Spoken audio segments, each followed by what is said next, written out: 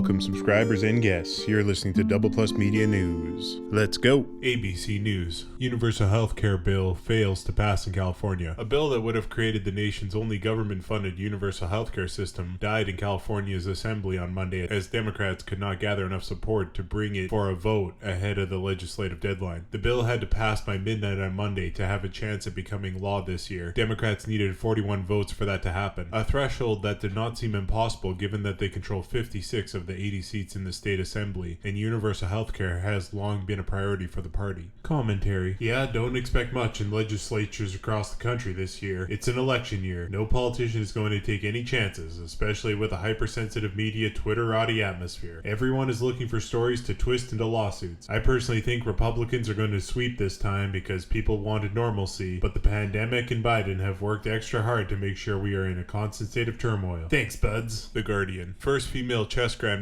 sues Netflix over false claim in Queen's Gambit. The series incorrectly said the trailblazing player Nona Geprindashvili had quote-unquote never faced men. Netflix will face a $5 million defamation lawsuit by a Georgian chess master who alleges she was defamed in the hit series The Queen's Gambit after a judge refused to toss the suit on Thursday. Nona Geprindashvili, the first woman to be named a chess grandmaster, sued the streaming company in federal court in September. Geprindashvili alleges that a line from The Queen's Gambit where a character incorrectly states that she had quote-unquote never faced men is quote-unquote grossly sexless and belittling. Geprindashvili had played against 59 male competitors by 1968, the year the show was set. Commentary. I want to believe this is because Netflix tried to go ultra woke. If you watch the show, it's not bad, but there are some woke moments, which makes me think this was on their minds when writing the show. Now this defamation is around gender, I want to believe the two scenarios are related. Just write a story and don't try to pander to a crowd, because that just turns your art into a statement. Sure, some people like statements, but I think they are more polarizing and distracting from the art itself. JoplinGlobe.com. Teacher's marriage to student results in dismissal of charge. The charge against a former Sarkozy high school teacher for having alleged sexual contact with a student has been dismissed in light of their subsequent marriage and its impact on prosecution of the case. Bailey A. Turner, 26, was charged in February 2019 with having sexual contact with one of her male students after an investigation. Daly said that because marital or spousal privilege now applies, her former student can no longer be compelled to testify against her, making the state's case exceedingly difficult to prove in court. Commentary. Speaking of gendered stuff, when I switch them up in this story, it feels even more sickening. A teacher slept with a student and then married that student to avoid jail. I hope they don't get a pass on this. Teachers are in a position to dramatically alter children and teens' lives. They must be very careful how they work with their students. Any sexuality at all should be enough for investigation and ultimately jail time. The Guardian. Swedish firm deploys crows to pick up cigarette butts. Clever corvids become newest weapon in Södertälje's war against street litter. Crows are being recruited to pick up discarded cigarette butts from the streets and squares of a Swedish city as part of a cost-cutting drive. The wild birds carry out the task as they receive a little food for every butt that they deposit. Commentary. This is brilliant. Put those brilliant black bastards to work. I hope this spreads to every city and we just see birds with cigarettes in their beaks in the future. Is that bird smoking? Yeah, and it doesn't take no guff. Someone will ruin it. CNN. India Arie says she's pulling her music from Spotify over Joe Rogan's comments on race. India Arie is the latest prominent artist to announce she'll be removing her music from Spotify because it platforms Joe Rogan, a podcast host who has repeatedly made false claims about the COVID-19 vaccine. Arie's departure from the service is over a different set of comments Rogan made. Commentary. I think 4 more outspoken artists and then Spotify will pull Rogan.